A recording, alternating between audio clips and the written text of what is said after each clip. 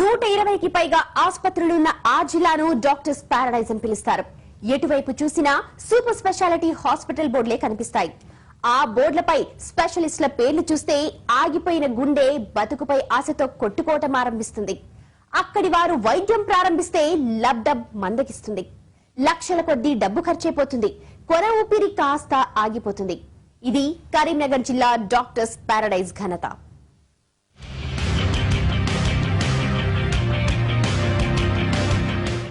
ఇవన్నీ super speciality ఆసుపత్రులే. ఇక్కడ వైద్యం చేసేది అందరూ స్పెషలిస్టులే. మీరు చూస్తున్నది కరీంనగర్లోని విజయశ్రీ హాస్పిటల్. ఈ హాస్పిటల్లో 3 ప్రముఖ వైద్యులు నిర్వహిస్తున్నారు. అలాగని ఆ 3 డాక్టర్లు వైద్యం చెయ్యరు. పేరుకు మాత్రమే వారు. ఆ 3 డాక్టర్లు వేరే రాష్ట్రాల్లో ఉంటున్నారు.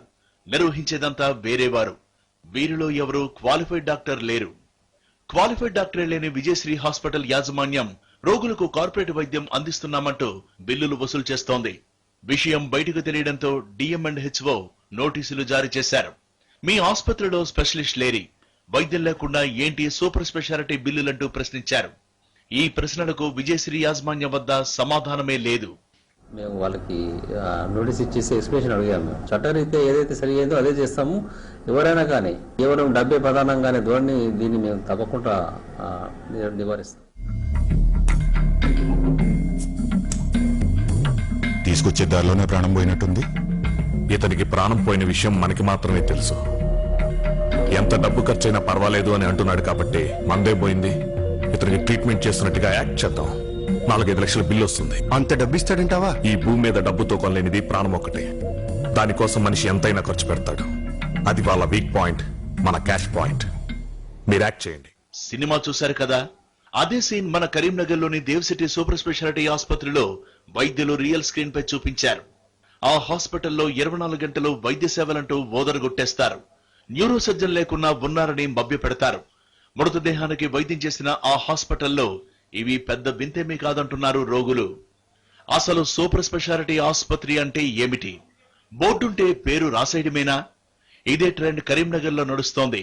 సూపర్ స్పెషాలిటీ హాస్పిటల్ నిర్వహించాలంటే ఫైర్ సేఫ్టీతో పాటు బ్లడ్ బ్యాంక్ ఉండాలి. 3 క్వాలిఫైడ్ డాక్టర్లు 24 గంటలు అందుబాటులో ఉండాలి.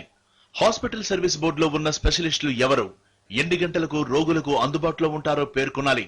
పేషెంట్లు వచ్చినా రాకపోయినా బోర్డులో పేర్కొన్న వైద్యులు హాస్పిటల్లో ఖచ్చితంగా అందుబాటులో ఉండాలి. అయితే ఇవేమీ ఇక్కడ లేవు. ఒక్క సూపర్ స్పెషాలిటీ అనే బోర్డు తప్పించి ఏ ఒక్క నిబంధన ఇక్కడ అమలు కావడం లేదు. మల్టీ స్పెషాలిటీ, సూపర్ స్పెషాలిటీ అని వాళ్ళు పెట్టడం జరుగుతుంది.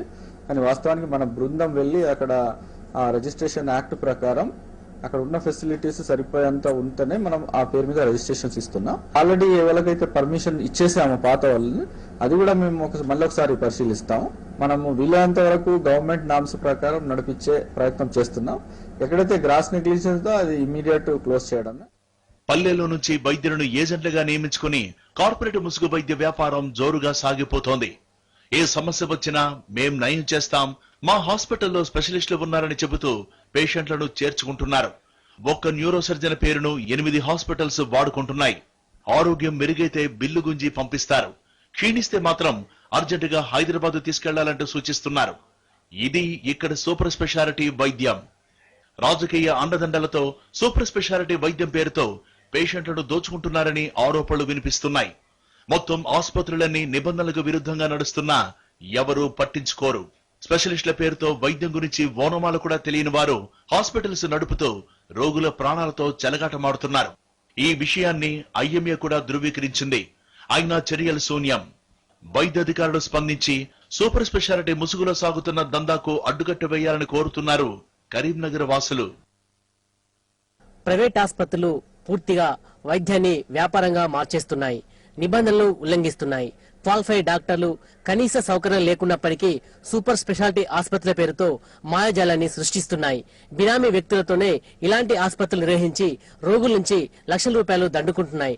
నిబంధనలు ఉల్లంఘించిన ఆసుపత్రులపైన కఠిన చర్యలు తీసుకుని క్రిమినల్ కేసులు నమోదు చేయాలని కోరుతున్నాయి స్వచ్ఛంద సంస్థలు. కెమెరా పర్సన్ సంజీవ్తో సంపత్, టీవీ9 కరీంనగర్.